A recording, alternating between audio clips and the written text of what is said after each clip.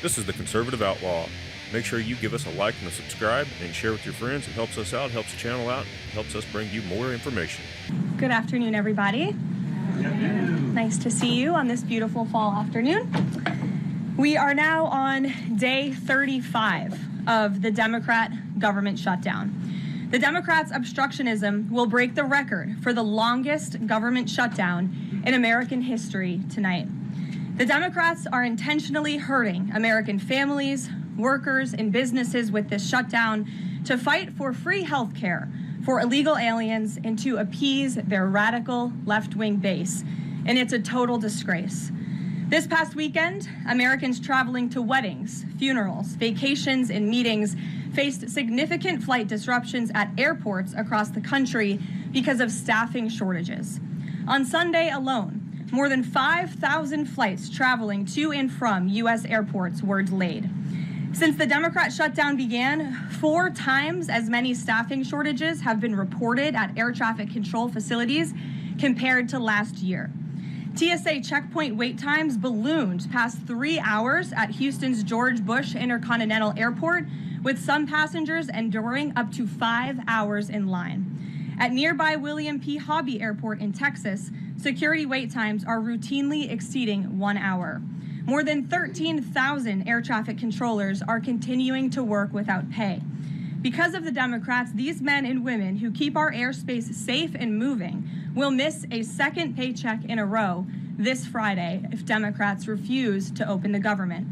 Let me be clear to our incredible air traffic controllers across the country. President Trump and Republicans want you to get your paychecks. They want you to be paid.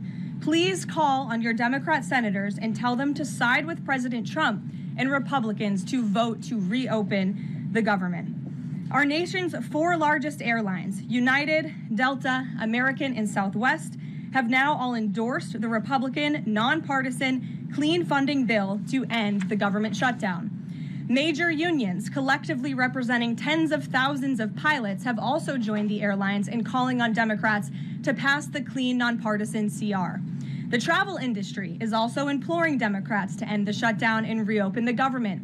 Nearly 500 companies and groups in the travel business, including casinos, hotels, and convention bureaus, signed a public letter warning that America's travel economy has already lost $4 billion due to this Democrat shutdown, and they have called for the Republican CR to be passed, saying Americans expect and deserve a fully functioning federal government during the peak holiday travel season. Never before have we seen private industry and union leadership so unified on the same issue, rallying behind Republicans in such a vocal way.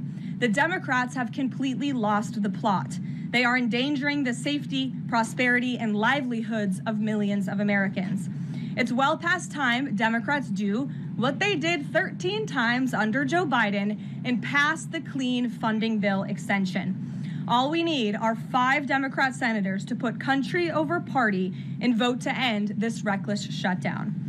In other news, tomorrow will mark the 1-year anniversary of President Trump's historic election victory, where he won nearly 80 million votes, the popular vote, in all 7 swing states. This was the ultimate poll on November 5th.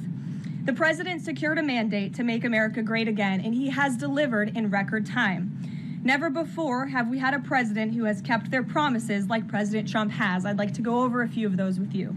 In less than 10 short months, President Trump signed the largest middle-class tax cut in history, including no tax on tips, overtime, and Social Security to put more money back into the pockets of the American people.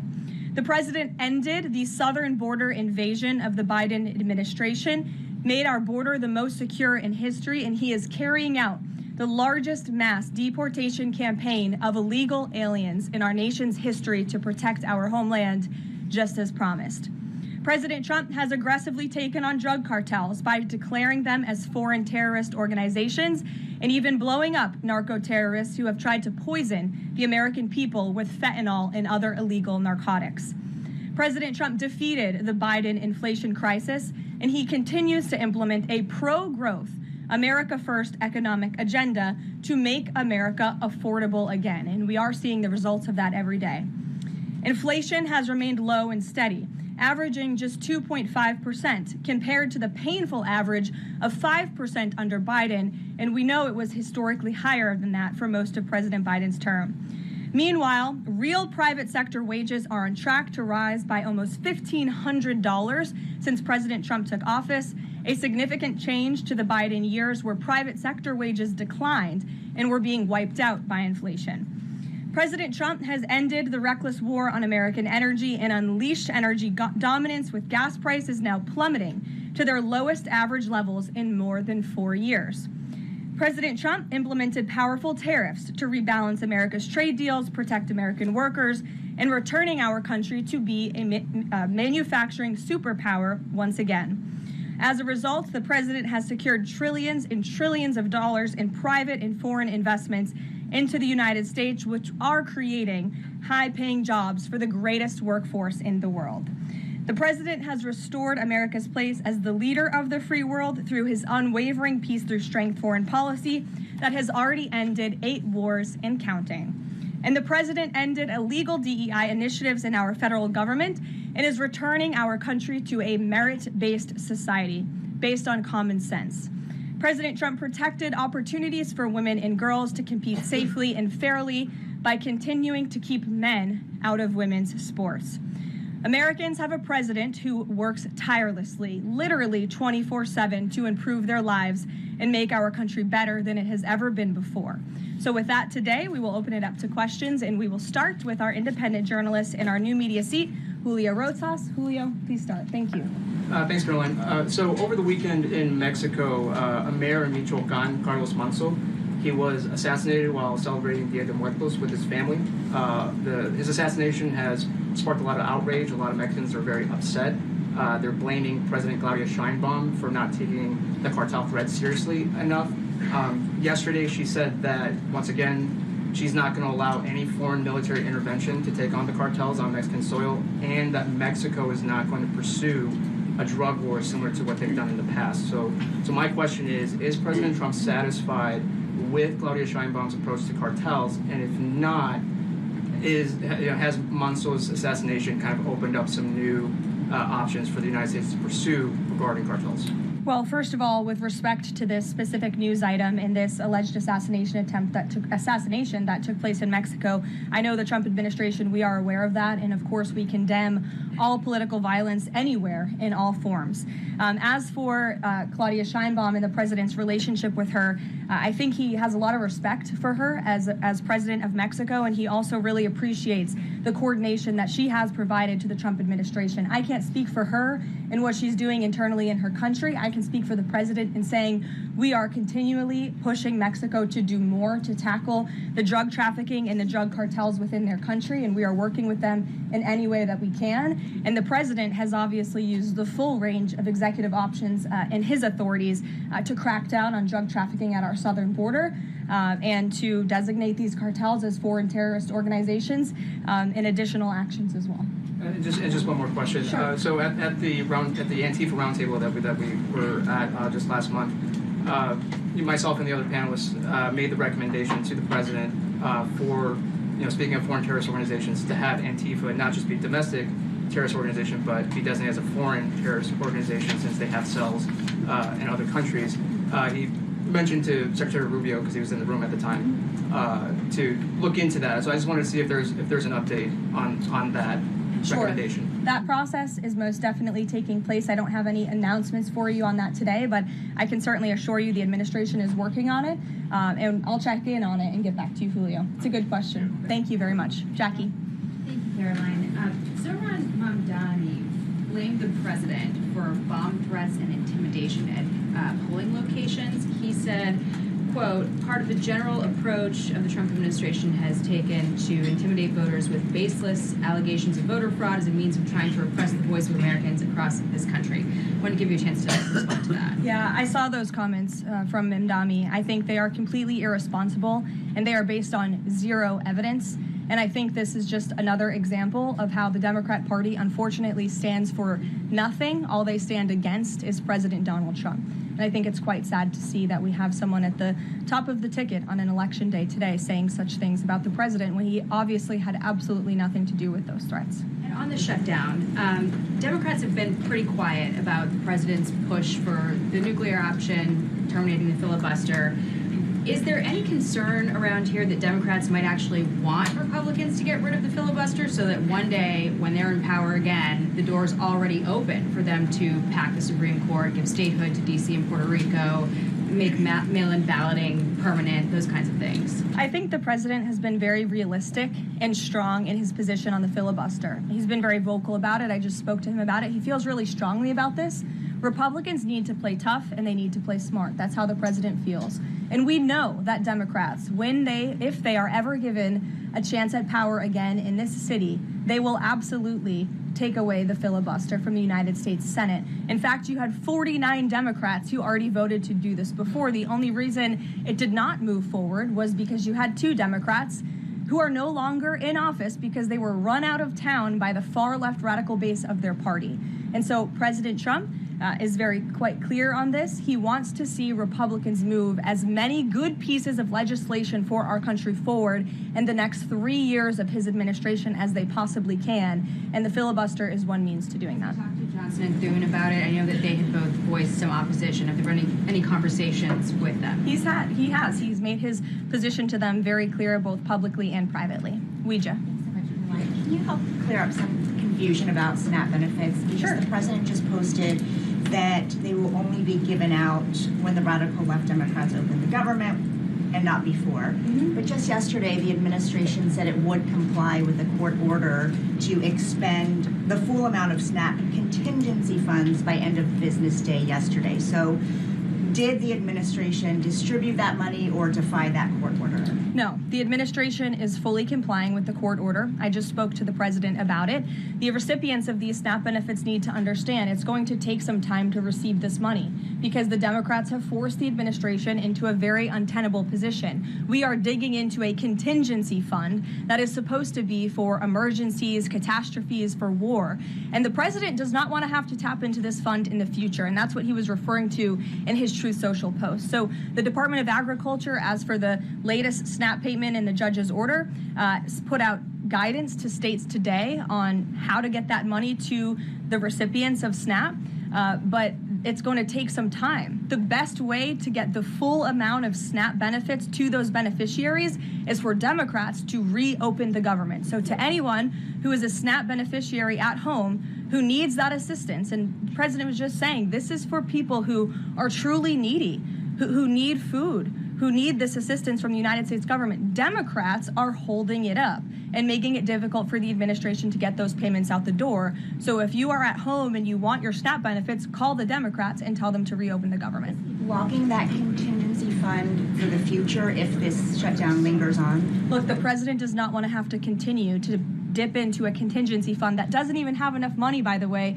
to fund the full program. It takes $9 billion to get the full scale of the benefits out the door. This contingency fund only has about $5 billion in it. So again, Democrats need to reopen the government so we can get these benefits out the door for people who truly need them. Kate. Thanks. The president suggested that if Mamdani wins, that he would cut federal funding to New York. How much funding would be impacted? What would be impacted there? Well, look, we won't get ahead of the election results, nor will I speak to what the president may do in the future. We'll see how tonight goes, and then I'll let him speak on it further. And why did the administration exclude Democratic lawmakers? Last week there was a briefing about U.S. strikes on alleged drug trafficking boats. Why were those Democrats excluded? The administration has briefed Congress on these matters 8 separate times, and Democrats have been included in those briefings. In fact, I know that Secretary Rubio will be on Capitol Hill tomorrow to brief the Gang of 12, which includes Democrats as well. So the president's made it very clear, if senators want to understand the administration's operations against narco drug traffickers, we are very happy to speak with them about that, and we will continue to do so. But we've been incredibly transparent. As I said, there's been 8 briefings on this topic, with the 9th coming tomorrow.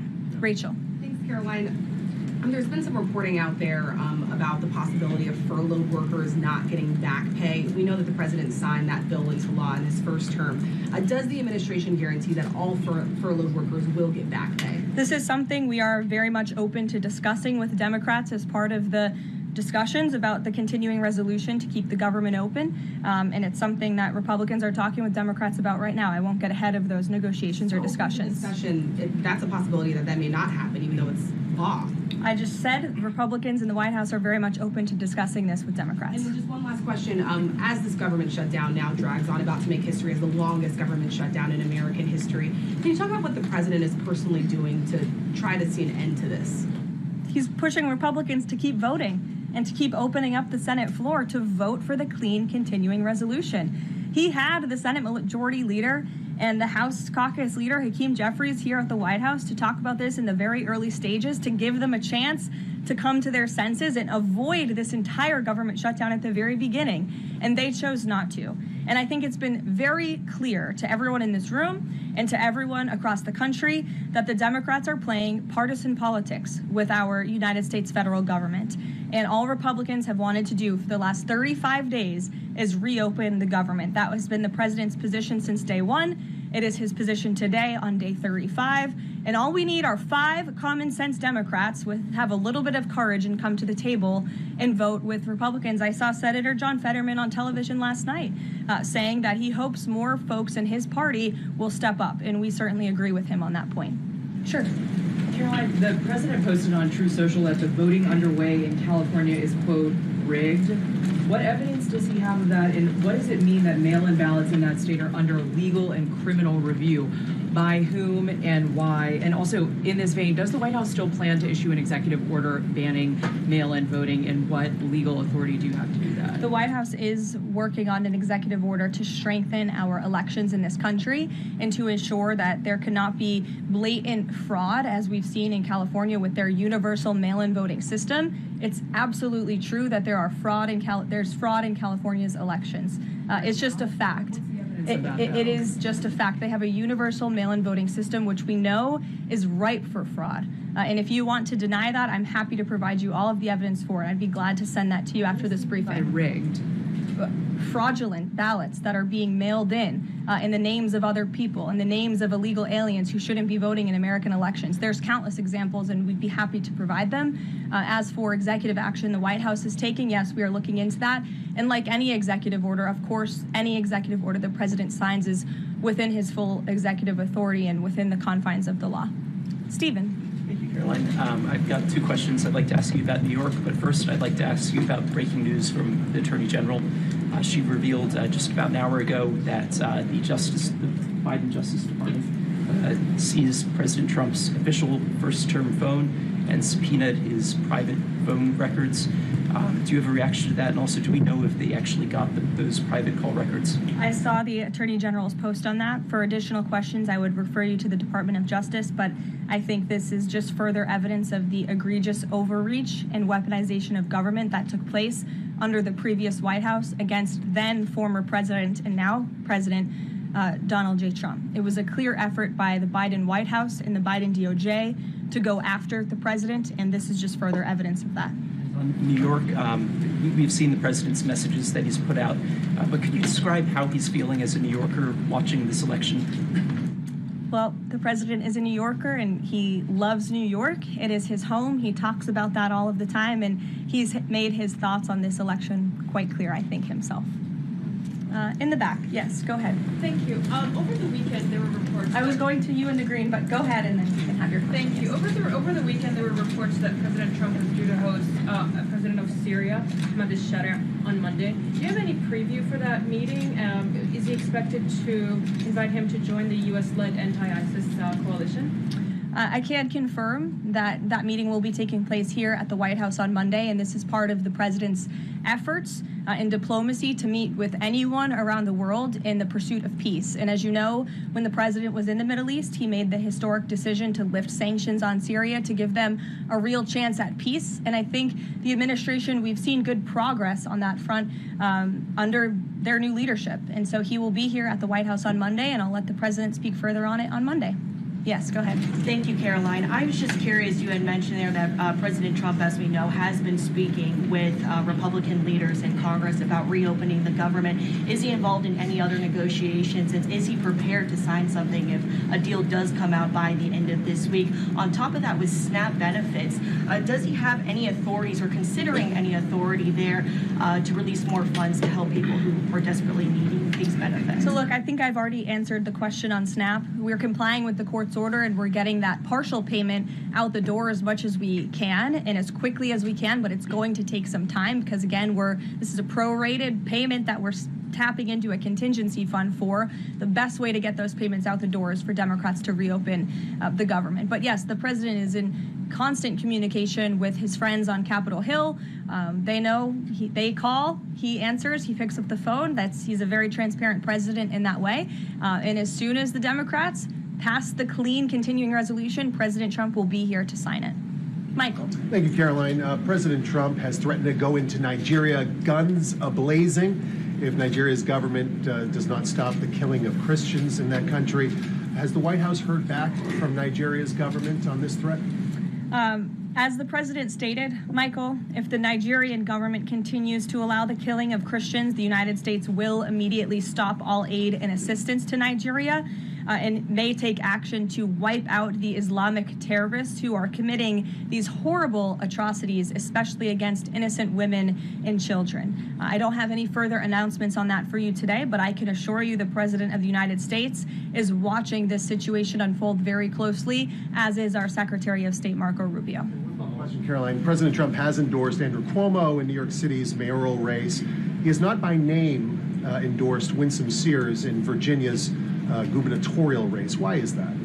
Look, as you know from this podium, I'm quite limited in what I can say with regards to ongoing political elections. I think the president has spoken for himself and what he wants to see take place in these elections today. Leavitt. Thank you. I would like to ask you about India-U.S. relationship. What is President's thoughts on the future of India-U.S. relationship? I'm sorry, Leavitt, can you repeat that? What is President's thoughts on future of India-U.S. relationship? I think he feels very positive and strongly about it. As you know, he recently, a few weeks back, spoke to Prime Minister directly when he celebrated in the Oval Office Diwali with many high-ranking Indian American officials here at the White House. We have a great U.S. ambassador to India in Mr. Sergio Gore, who will represent our country very well. And the president and his trade team continue to be in very serious discussions with India with respect to that topic. So I know the president has great respect for Prime Minister Modi, and they speak pretty frequently. Thank you. Hi, yes. The air traffic controller crisis ongoing. Secretary Duffy said he will now start to cancel and ground flights next week to maintain safety.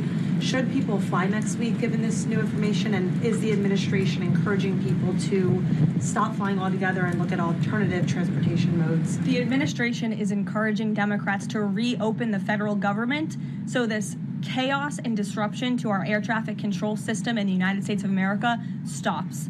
It is ridiculous that we have even gotten to this place and that the Democrats have continued to shut down the government with 35 days, our air traffic controllers continuing to work unpaid, every single major airline in our country coming out and begging the Democrats to please reopen the government.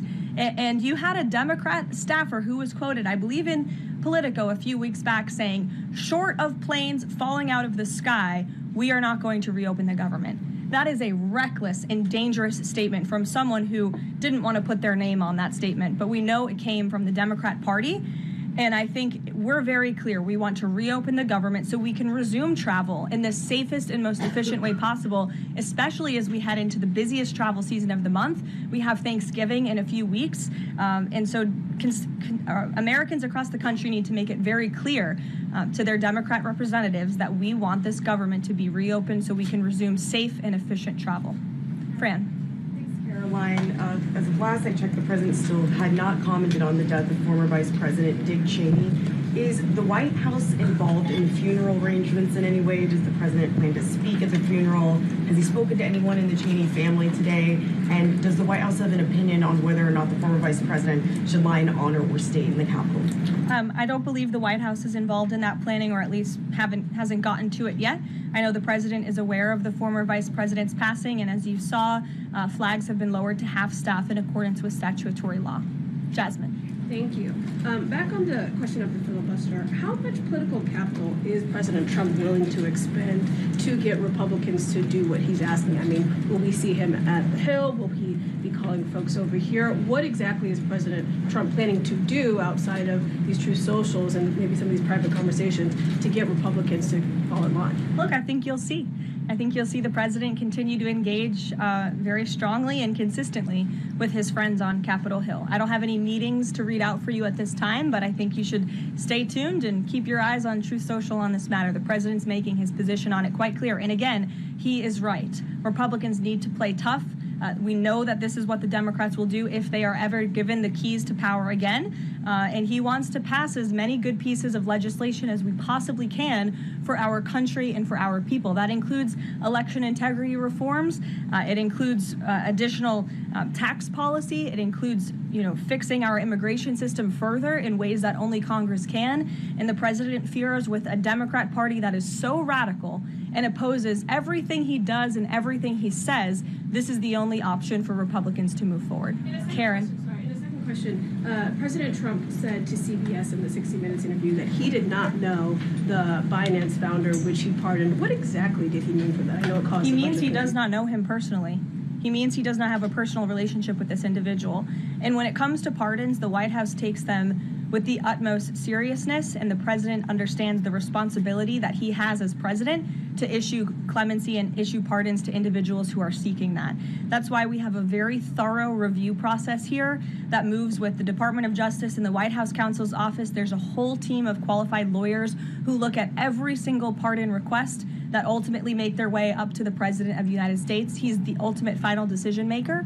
And he was very clear when he came into office that he was most interested in looking at pardoning individuals who were abused and used by the Biden Department of Justice and were over-prosecuted by a weaponized DOJ. And the individual you're referring to, that was certainly the case. Even the judge in his case said that the sentencing that the Biden administration was asking for was egregious and went too far. And so the president is correcting that wrong, and he has officially ended the Biden administration's war on the cryptocurrency industry, and I think that's the message he sent with this pardon. Karen, yes.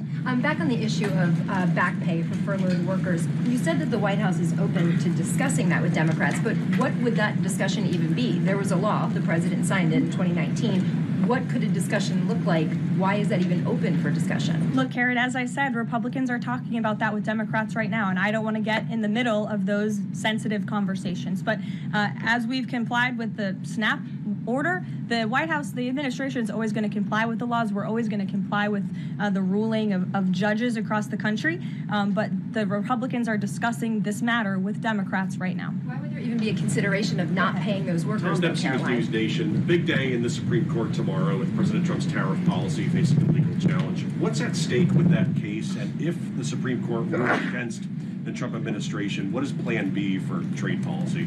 I'll tell you, the White House is always preparing for Plan B. It would be imprudent of the president's advisors not to prepare for such a situation. With that said, we are 100% confident in the president and his team's legal arguments in the merits of the law in this case, and we remain optimistic that the Supreme Court is going to do the right thing.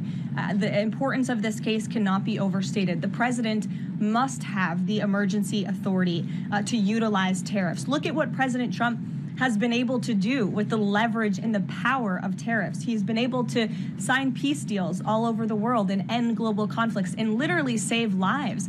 He's been able to bring in trillions of dollars of investments into our country. In fact, this year alone, we are going to cut the deficit by $600 billion, namely because of the president's effective use of tariffs. And the president strongly believes that economic security is a matter of national security, and tariffs have a lot to do with that. And this case is not just about President Trump. It's about the use of this emergency authorization for tariffs for future presidents and administrations to come, and we're confident and hopeful that the Supreme Court will do the right thing. Kristen. Why did President Trump get an MRI during his recent visit to Wall Street? Look, as President Trump said, he would inquire with the physicians. I'll check back on that. But as the physical itself stated, Kristen, and as you all know, because you were all witness to it, every single day the president is in optimal physical health. This was a follow-up appointment, and we provided a detailed readout of that physical. I'm happy to give it to you again, and I can inquire further. With all due respect, an MRI is a very specific procedure. It's done on a part of the body looking for something specific, so it's not generally part of any kind of routine checkup. And in addition, President Trump has said that he wants to be transparent. He told us to ask the doctors, which we have and have not heard back. Why don't we have more information on this? As I said, I'll check back for you. Go ahead. Karen, can you update us on the mediation efforts this administration is leading in Sudan, trying to achieve a ceasefire there? Sure, yes. The United States is actively engaged in efforts to bring about a peaceful resolution to the terrible conflict in Sudan. We remain committed to working with our international partners, including Quad members, Egypt, Saudi Arabia, the UAE, as well as others, to lead a negotiated peace process that addresses both the immediate humanitarian crisis and the longer-term political challenges. I actually spoke with Secretary Rubio about this morning, as of course there's been, kind of an uptick in recent reporting on the matter, and he assured me that the administration is very much engaged. We're in pretty frequent communication with those Arab partners that I just mentioned, and we want to see this conflict come to a peaceful end, just as we have with so many others, but the reality is it's a very complicated situation on the ground right now. Yes. Hi, yes. Just trying to go back into the subject of Mexico. Is the Trump administration planning to send U.S. troops to Mexico to combat drug cartels, as reported by other outlets? That's not something I would confirm from this podium if it were happening, so I will not comment on that. Eamon. Thank you, Caroline. Why did the president decide not to go to the Supreme Court tomorrow? He'd indicated earlier that he might want to go and attend in person. Yeah. Now he's saying he's not going to go. Why? The president did have an interest in attending the Supreme Court hearing tomorrow, as I just expressed how important it is to him, the administration, and the country, this case. But he is traveling to Miami tomorrow, as you all know, to give an economic address with the mayor of Miami and many global business leaders to talk about his historic success with the economy over the past 10 months and talk about sort of where we are headed as a country in terms of our economy. So he'll be traveling tomorrow on the road in Miami. That's why he won't be here, but Secretary Scott Bessent will be in attendance at the hearing tomorrow at the request of the president. He has said that he doesn't want to export the high-end NVIDIA chips to China, but the Wall Street Journal reported yesterday that there was some question about whether the president would raise this as a possible concession with the Chinese side during his meeting with Xi Jinping. So does the White House consider NVIDIA chip exports to China to be a closed issue right now, or is this an ongoing negotiation between the United States, China, and NVIDIA at this point? The president has made his position on this very clear, both to the Chinese and also to all of you. He's answered this question directly. As for the most advanced chips, the Blackwell chip, that's not something we're interested in selling to China at this time. Annie?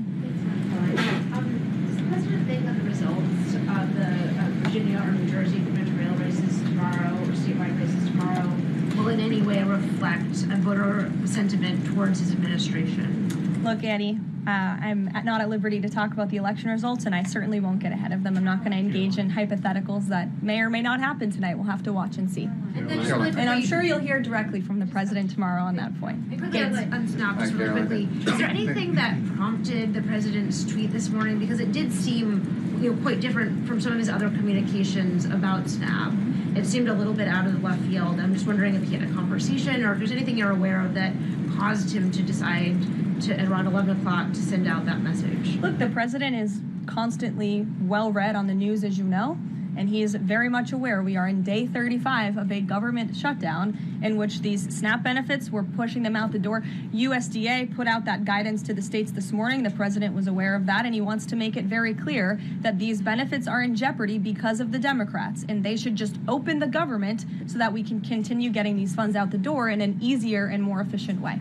There's some new reporting that just dropped a few minutes ago that the Trump administration is negotiating with the makers of Ozempic to sell some weight loss drugs for $149 a month. That's according to the Wall Street Journal. Do you have any more information on that? Can you confirm that? I think the president has said himself in previous Most Favored Nations announcements that this is something that the administration has been engaged in and looking into. I won't get ahead of the president on any future announcements, but I will echo his strong commitment to bringing down drug prices in this country. And you've heard it directly from Secretary Kennedy and Dr. Marty McCary and his entire Health and Human Services team, how committed the president is to bringing down the cost of drugs, and we're working with pharmaceutical companies to do that every day. Very quickly, Caroline, on SNAP. I know it's been asked, and I know Beach asked it, but I wanted to put a fine point on it. You talked about the president's post here, and he wrote that SNAP benefits will only be given to radical left Democrats who come to government. I understand your previous answers, but as written, how would that not violate the court order as it's written? I've now answered this question several times, Gabe. We are complying with the court's order. We are getting the payments out the door as quickly as we can. USDA sent the guidance to the state. The president is referring to future SNAP payments. He does not want to have to keep tapping in to an emergency fund and depleting it. In the case of a catastrophe in this country, he wants to have those funds preserved, as they should be. And he's made it very clear Democrats should reopen the government. I have one final positive note for all of you. I told you I would keep you posted when the White House would resume public tours. Well, I'm pleased to announce the Office of the First Lady has reopened the doors for public tours on Tuesday, December 2nd. There will be an updated route, of course, for guests in light of the ballroom construction that's taking place, but we very much look forward to celebrating the holiday season. And the public and members of Congress and anyone who wants to come visit the First Lady's beautiful decorations is welcome to go to whitehouse.gov/visit to sign up.